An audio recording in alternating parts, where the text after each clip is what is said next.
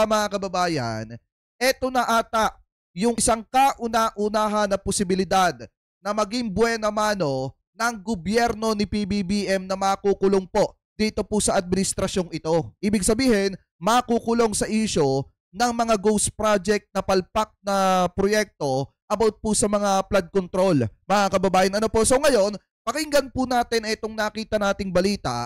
Galing po dito sa Bilyonaryo News Channel na kung saan mga kababayan, eto daw pong si DPWH Secretary, ayon daw po kay DPWH Secretary Dizon, naglabas ng guilty verdict o verdict laban po kay dating Regional Director Henry Alcantara.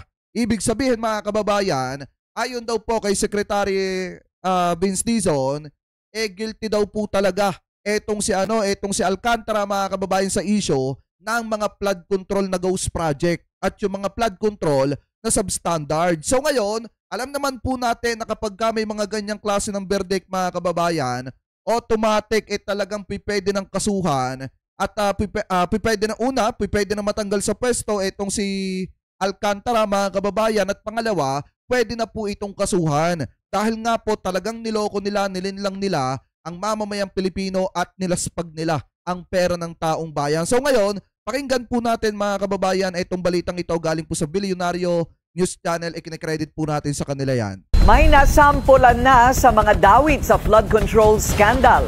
Matapos si Bakin sa serbisyo, nahaharap ngayon sa patong-patong na kaso si dating Regional Director Henry Alcantara at 3 pang opisyal ng DPWH sa Bulacan. Ang detalye sa agenda report ni Ivy Reyes. Ayan, kita nyo ha, may una na daw pong nasampulan. Kung mapapansin nyo mga kababayan, kung ang mga diskaya ngayon ay binabato yung kanilang mga opisina, eto naman pong si Alcantara mga kababayan ay isa sa kauna-unahan na masasampulan ng gobyerno ni PBBM sa issue po ng flood control. Ngayon, ituloy pa natin. Guilty ang hatol ni DPWH Secretary Vince Dizon kay dating Regional Director Henry Alcantara kaugnay ng mga maanomalyang flood control project sa Bulacan.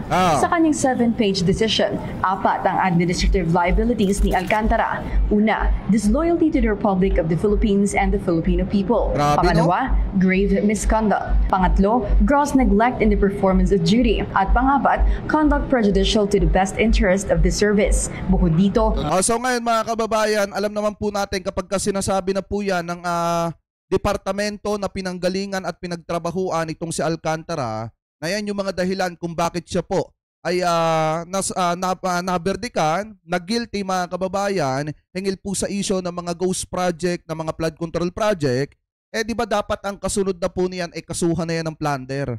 Kasi nga unang-una, talagang ang kalaban po niya dito ay ang sambayan ng Pilipino. Bakit? Pera ng taong bayan yung inabuso niya. Nilinlang niya at niloko niya ang sambayan ng Pilipino. Hindi siya nagtrabaho ng maayos. Bagkus na magtrabaho ng maayos, anong ginawa niya? Ano yung tinarabaho niya? Pera ng mamamayan kung paano niya po kukurakutin. At kung paano po niya lilinlangin ng taong bayan sa pamamagitan ng mga ghost project. Ngayon, ito naman po yung opinion ko. Hindi lang maaari na si Alcantara dito ang dapat magbayad. Dapat meron ding mga nasa posisyon, meron din mga politiko na dapat pong managot dito. Hindi lang pwedeng si Alcantara. Kasi pag si Alcantara lang yung nag-suffer mga kababayan, hindi po magiging sapat yan. Dahil unang-una, hindi naman po uto-uto at hindi naman po tanga ang sambayan ng Pilipino. Alam ng mamamayang Pilipino na may mga politikong kasabwat po etong si Alcantara. Ngayon ituloy pa natin. Inirekomenda rin ni Dizon na patawan ng criminal charges si Alcantara dahil sa anyay pangbababoy sa kaban ng bayan. Dagdag ni Dizon, babala ang desisyong ito sa mga opisyal ng DPWH na responsable sa mga ghost at substandard project. Sa unang inspeksyon ni Dizon bilang DPWH Secretary kahapon, nabanggit na naman ang pangalan ni Alcantara bilang signatory sa 96.5 million peso project sa Plaridel, Bulacan. Talagang ito, kahayupan na ito. Hindi tao to, mga taon to. Nakita niyo naman yung hirap ng mga kababayan natin dito. Bagamat paid in full, wala raw nahanap na istruktura sa Baliwag at Bulacan. Sasampahan din ng administrative charges sina dismissed Assistant District Engineers Bryce Hernandez at JP Mendoza, maging ang accountant ng DPWH Bulacan na si Juanito Mendoza. Bulacan ang una sa listahan ng Pangulo na may pinakamaraming flood control projects. Para sa agenda, Ivy Reyes, Dilinar News Channel. Alam nyo pa mga kababayan, kung titingnan nyo po, di ba may mga lumalabas na issue na nagagalit? Ito pong si Senator Joel Villanueva dahil nga siya lamang daw po yung napapag-initan ng sambayan ng Pilipino. Marami naman daw po mga politiko na may litrato dito po kay Alcantara. Ngayon, sinasabi pa mga kababayan na ang nag-uugnay lamang daw po dito kay Alcantara at saka daw po kay Senator Joel Villanueva yung pagiging magkalugar po nila. Wala na daw pong iba. Ngayon, meron po mga concerned netizen na nagpasa po sa atin mga kababayan ng isang litrato. Ito, ipapakita ko sa inyo. Wait lang Actually, hindi pala siya litrato. Mas matindi pa to sa litrato. Wait lang. Magamat may litratong kasama pero mas matindi pa to sa litrato. Yan. Kung makikita nyo, di ba sinasabi ni Senator Joel Villanueva, hindi niya kilala, wala siyang idea patungkol po dito kay Alcantara. In the same time, ang nag-uugnay nga lang daw po sa kanila yung pagiging magkalugar po nila. Ngayon, yung mga tao po kasi, ito kinikredit natin to sa mga tao na nagpasa po sa atin. Yung mga concerned netizen, especially yung mga taga-suporta ni Mayor John Villanueva. Kasi nag-post po itong si Mayor John Villanueva ng isang litrato mga kababayan, litrato po niya na nagpapasalamat po siya dito po kay Alcantara. Ano po yung sabi niya dito mga kababayan? Ayan yung account para po kita ninyo. John Villanueva yung nakalagay dito. Ano po yung sabi dito mga kababayan? Thank you very much DPWH District Engineer. Paring Henry Alcantara for this beautiful masterpiece. I truly appreciate it. Yan yung sabi dito. God bless you and your family even more. Kung titingnan nyo mga kababayan maliwanag naman pala na magkumpare. Ito pong kapatid ni Senator Joel Villanueva at saka po itong si Alcantara. Ibig sabihin, talagang kilalang kilala ni Senator Joel Villanueva etong si Alcantara dahil nga mga kababayan, unang-una, kung mapapakinggan nyo po yung previous na talakayan po natin, di ba nung tumatawag daw etong si Joel Villanueva at kinukulit etong si Alcantara, dahil daw may isang taong nangungulit kay Senator Joel Villanueva about po doon sa tulay na Bangbang Bridge. Which is mga kababayan, yung sinasabi po ni Senator Joel Villanueva na nangungulit po sa kanya ay yung kapatid niya po na mayor. Dahil nga mga kababayan, kailangan na ata ng budget doon sa tulay. Kaya kinukulit ni Senator Joel Villanueva etong si Alcantara kung magkano pa yung kakailanganin na budget para po dun sa Bangbang Bridge. At yan naman po mga kababayan ay nakapublic. At ito naman po ay nakapublic din po. So ibig sabihin, yung sinasabi ni Senator Joel Villanueva na hindi niya ka-close, hindi niya kakilala, di umano, at ang nag-uugnay lang sa kanila ay yung pagiging magkalugar nila, wala pong katotohanan yon. Dahil unang-una, ito pala pong si Alcantara, kumpare ng kanyang kapatid na si John Villanueva. Ano po mga kababayan? So ngayon, balik ulit tayo dito sa isa pang topic natin na kung saan mga kababayan, kung titingnan nyo, maliwanag naman po na ayon daw po sa verdict ni Secretary Vince Dizon dito daw po kay Alcantara, guilty mga kababayan sa issue ng mga ghost project at mga substandard na mga flood control project dyan po sa Bulacan. Ang isa pa dito mga kababayan, kung titingnan nyo, hindi lamang din po sa Bulacan, merong problema. At hindi lamang din po sa flood control project, merong problema na nangyayari na may malaking korupsyon. Which is kung titingnan ninyo mga kababayan, meron po kahapon na nag-viral na isang usapin. Hindi nga lang tayo nakapag-live kahapon kasi sobrang busy po talaga natin. So ngayon, kung titingnan nyo, may nakita tayong balita galing ulit po dito sa Billionario News Channel na kung saan mga kababayan, eto daw pong isang councilor, doon daw po sa Batangas mga kababayan, contractor daw po. Biruin niya councilor na, contractor pa. Tapos alam niyo yung pinakamasaklap mga kababayan dito, kung mapapansin nyo po sa lugar ng Batangas yung mga kulay berdeng ilaw sa daan, yung mga reflectorize.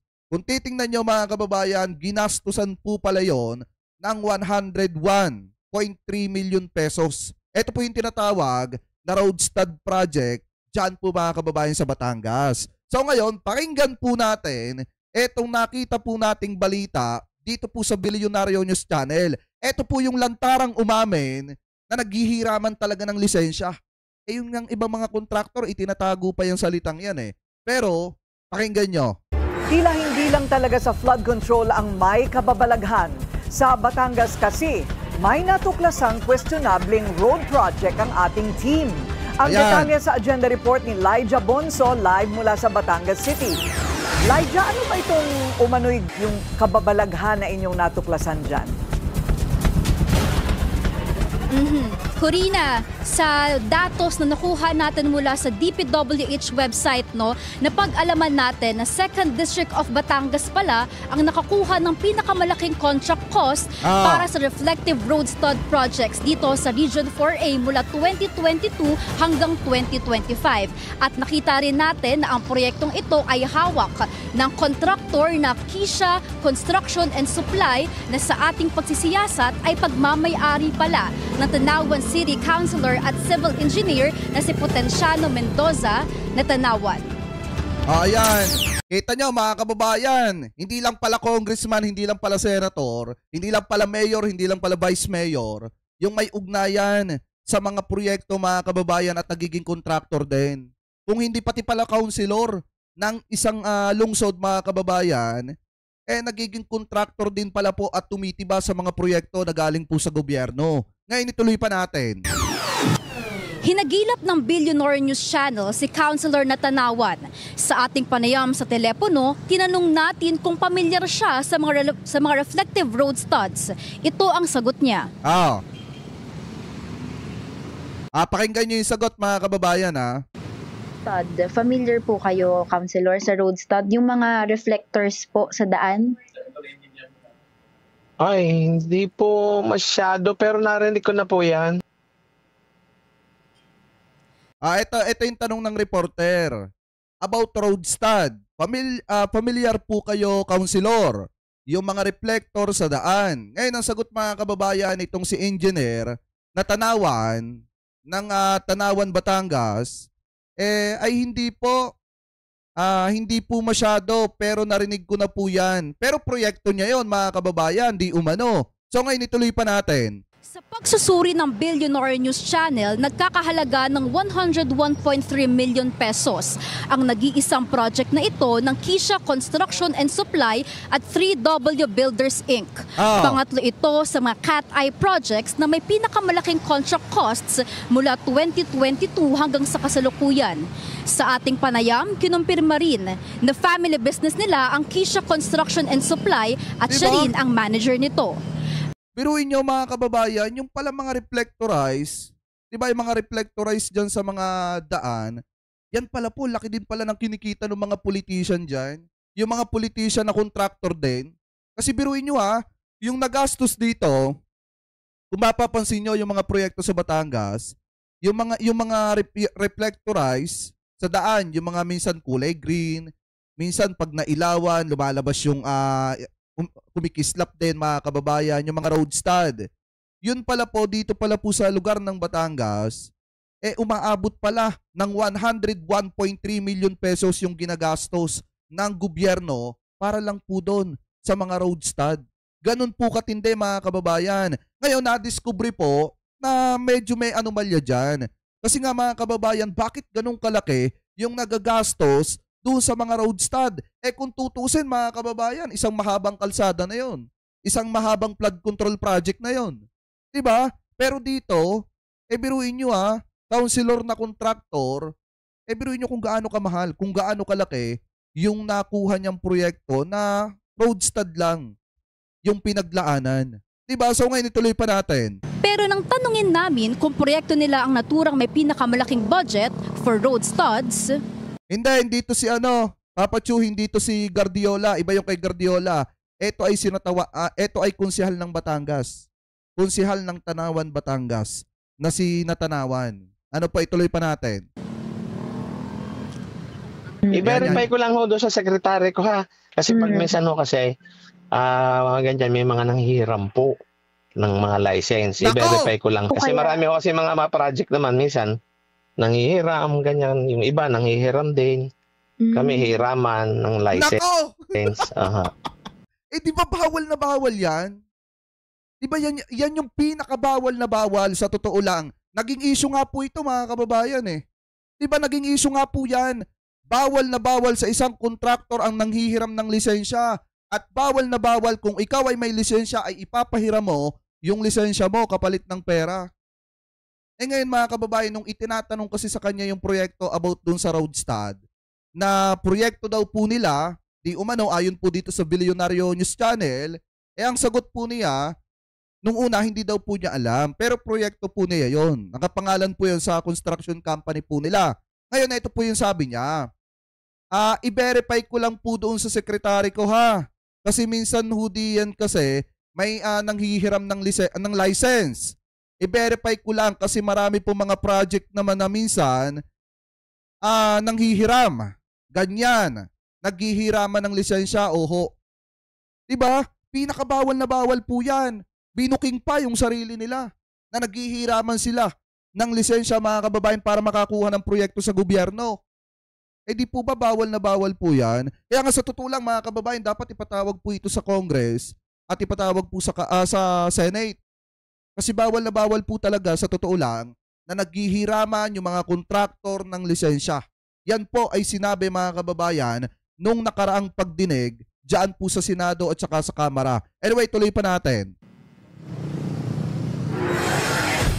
Corina, sa ating panayam, dalawa ang ating natuklasan. Una, may contractor na may hawak ng government position at ikalawa naman ay may hiraman umano ng lisensya na nangyayari sa ilang road projects. At nang puntahan din natin kanina ang sinasabing location ng proyekto ng Kisha Construction and Supply base sa mapa at sa mga nakausap natin sa City Hall. Ito yung tinutukoy mga kababayan na na project ata. Ito atang tulay na ito. And then kung mapapansin nyo pa nga, di ba may mga daan dyan na may mga nakalagay na berde-berde na ilaw pagkagabi. Umiilaw yan mga kababayan kasi para makita yung linya ng daan. And the same time mga kababayan, meron talagang mga meron talagang mga stud project o road stud project na talagang kahit walang ilaw, basta na ilawan ng sasakyan, kumikislap yon mga kababayan. So ngayon, ito ata yung tinutukoy na proyekto. Alam ko naman, nakikita ninyo ito especially yung mga sumasakay ng bus papuntang Grand Terminal, papuntang Pier ng Batangas, mga kababayan. Once na sumakay kayo ng bus, makikita nyo naman po yan at madadaanan nyo. Anyway, tuloy pa natin. Ay wala tayong nakita ni isa na cat eye or reflective road stud sa daan na ito. Nako! So, Lyja, ito... Grabe!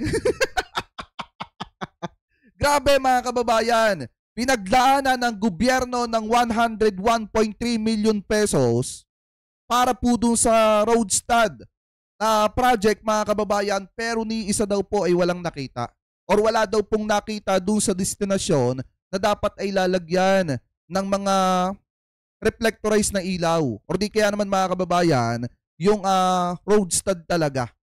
Ibig sabihin nawala ng parang bula. Gaya nga ng sabi ni Presidente, itinapon sa ilog itong 101.3 million pesos na pera ng mamamayang Pilipino. Partida, yung kontraktor, councilor pa. Kaya nga dalawang bagay na discovery dito eh. Meron palang councilor na kahit councilor ka, kontraktor ka pala. In the same time, may position ka pa sa local government. Alam niyo pa yung pinakamatindi dito? Inamin pa na naghihiraman po sila ng lisensya. Kasi sa totoo lang, isipin nyo pong mabuti kaya ipinagbabawal yung paghihiraman ng lisensya ng mga kontraktor. Kasi nga, pag merong isang proyekto na pumalpak, hindi alam kung sino ang gumawa. Kasi nga naghihiraman sila ng lisensya. Sino ang kawawa? Sino ang apektado?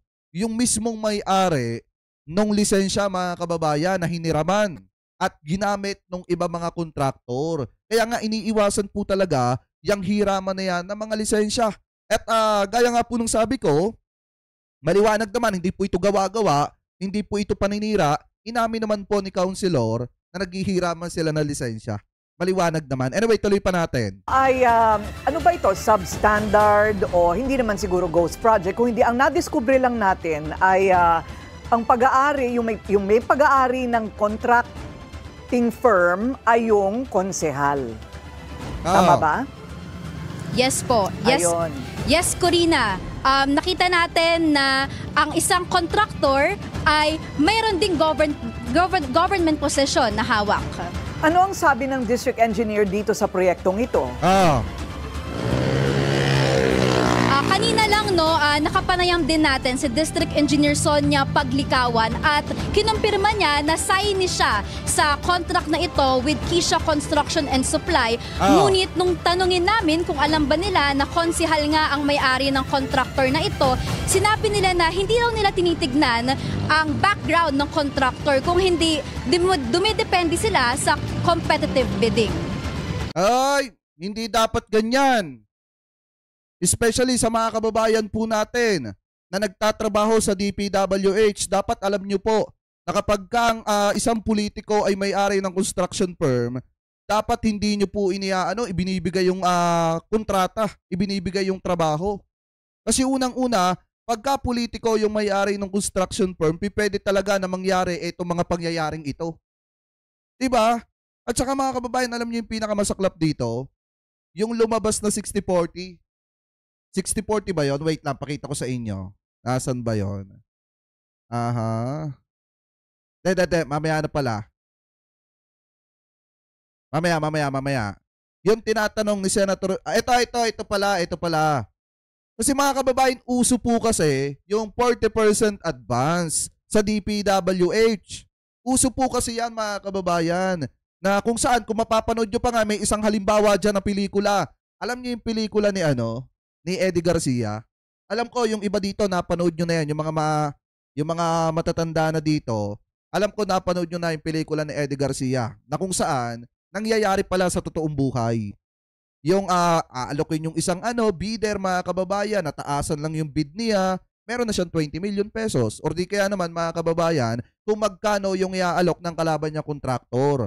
In the same time mga kababayan, nagkakaroon pala ng ilaliman or abutan, alam nyo na yun, pampakonsuelo, suhol, ika nga mga kababayan, para makuha yung proyekto dyan po sa DPWH. So ngayon, yung pelikula pala ni Eddie Garcia yon, nangyayari pala po yon sa totoong buhay. Na kung saan, talagang ngayon, nakikita at nararamdaman po natin. Anyway, mga kababayan, ituloy pa natin. Biruin nyo ang sabi daw nung district engineer, pakitama na lamang po ko kung ako po ay mali, hindi daw po nila tinitingnan kung ang may-ari pa ay isang politiko. Ang tinitingnan daw po nila kung nakapasa ba ito sa bidding. Ano po ngayon, ituloy pa natin. Corina. Okay, maraming salamat Lyja Bonso, nag-uulat live mula sa Batangas. Ito pa ang isa mga kababayan, sa Batangas ulit. Ituloy pa natin dito. Kung makikita nyo, di ba yung 101.3 million pesos na road stud project, parang nauwi lang sa wala. Kasi yung daw pong proyekto na kung saan ilalagyan dapat ng mga road stud na yan, hindi naman pala daw po nalagyan at wala palang ganon. Ibig sabihin, lumalabas po na parang ghost project yung nangyari doon. At yung 101.3 million pesos, hindi na alam kung saan po napunta. At ngayon, dalawa yung naalaman natin dito, politiko yung may-ari ng construction company na yon. In the same time, mga kababayan, nanggaling din doon sa bibig ni politiko na naghihiraman sila ng lisensya na alam naman po natin na bawal po yan. So ngayon mga kababayan, ituloy pa natin yung usapin na yan dito pa sa isang balita na nakita po natin na kung saan ilang proyekto daw po sa Batangas hawak ng mga umano'y kumpanya ng vice mayor daw po. Pero inyo vice mayor mga kababayan. Anyway, ito, pakinggan natin. Binubusisi na rin ngayon ang ilang flood control project sa 1st District ng Batangas. Ang ilan sa mga proyekto hawak ng dalawang kumpanyang may kaugnayan umano sa incumbent Vice Mayor ng San Jose, Batangas. Ang halaga ng isa rito aabot sa halos 73 million pesos. Narito ang exclusive agenda report ni Joash Malimbal. Pakinggan nyo. Kamakailan lang, napunta sa 1st District ng Batangas ang spotlight ng flood control scandal. Matapos umanong suhulan ng district engineer na si Abelardo Calalo ang neophyte congressman na si Leandro Leviste. Sa programang On Point ng Billionaire News Channel, inilahad ng congressman ang umano'y kalakaran sa kanyang distrito bago siya maupo sa pwesto. Nangunguna dito ang VR Patron or Patron Builders and Development? I think that there's a contractor with a bigger share of projects pero hinihiram lang niya ang lisensya ni VR Patron. So, are you saying that ito pong tatlong... May isa pa na Okay. nangihiram ng Go ahead, sir. lisensya. Please identify. But I would rather protect my personal safety. Isa sa mga umano'y maanumalyang proyekto na sinuri ni Congressman Leviste ay ang flood control projects along Binambang River. Ang kontratista, VR Patron Builders and Development Corporation. Ayon sa Philippine Contractors Accreditation Board o PICAB, ang authorized managing officer ng kumpanya, si Mark Patron, anak ng incumbent vice mayor ng San Jose, Batangas na si Valentino Ben Patron. Bago maging vice mayor, 9 na taong naupo si Ben bilang alkalde mula 2016. Sinubukan ng kanyang anak na si Vanessa na palitan siya sa pagka-mayor nitong 2025 elections, pero natalo kay now mayor Reggie Virtusio. Sa pagsisiyasat ng Billionaire News Channel, ito yung dalawang makapangyarihang tao na naglalaban mga kababayan sa San Jose, Batangas. So ngayon, yung VR Patron Builders, nakakuha daw po ng maraming proyekto, diyan daw po mga kababayan sa San Jose, Batangas. In the same time, parang ang nangyayari po ata ay naghihiraman din ng lisensya. Ano po, ngayon ituloy pa natin. Datos ng sumbong sa Pangulo.ph, napag-alaman namin na mayroong at least 16 flood control projects na nahawakan ng VR Patron Builders mula 2022 sa Batangas. Ang kabuang halaga ng mga kontrata aabot sa 1.1 billion pesos at majority ng mga proyekto matatagpuan sa unang distrito ng lalawigan. Sa official website ng DPWH, nadiskubre namin na nakakubra ng 2.5 billion pesos na DPWH contracts ang kumpanya ng mga patron mula 2022 hanggang 2025. Biruin nyo. Yung una kanina, yung tinalakay natin nung una, councilor. Ito naman mga kababayan, vice mayor naman ito. 'Di ba? Na kung saan talagang nakakuha ng napakalalaking proyekto sa gobyerno. Ibig sabihin yung mga flood control project at pumaldo naman talaga ito kasi nasa 2.5 billion pesos yung nakuhang proyekto, mga flood control project sa gobyerno. Dito pong VR Patron na alam nyo na mga kababayan, pagmamay-ari daw di umano ng mga patron. Anyway, tuloy pa natin. Dito pa lang yan sa 1st Engineering District of Batangas. Ayon sa isang source ng Billionaire News Channel, hindi lamang VR Patron Builders ang construction firm na pagmamay-ari ng pamilyang Patron. Kabilang din daw sa kanilang hawak na kumpanya ang Lucky A3 Construction and Supply. Ayon sa PICAB, isang Rosalie Tapnio ang nagmamay-ari ng kumpanya. Rehistrado ito sa DTI, pero nang subukan naming hanapin ang SEC records ng Lucky A3 para i-check kung sino ang shareholders, hindi namin ito makita sa official site ng Securities and Exchange Commission.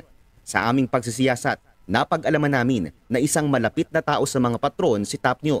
Sa video na ito na ipinost din niya sa kanyang Facebook account, makikitang kasama ni Tapnio ang tumakbong mayor na si Vanessa at ang nanay nitong si Tessie Patron habang nag-e-exercise.